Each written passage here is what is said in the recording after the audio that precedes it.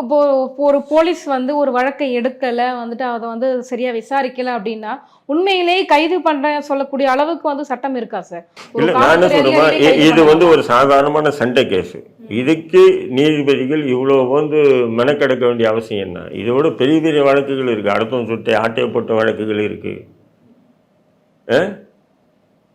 பாலியல் வன்கொடுமை செஞ்சுட்டு தப்பிச்சு போறோம் எத்தனையோ இருக்கு. அதுக்கெல்லாம் நீதிபதிகள் வந்து துரிதமா நடவடிக்கை எடுத்தா நல்லா இருக்கும். இது சாதாரணமா 2 பேரும் அடிச்சுட்டாங்க. அதுல வந்து வன்கொடுமை வழக்கு பதிவு செய்யப்பட்டிருக்கு.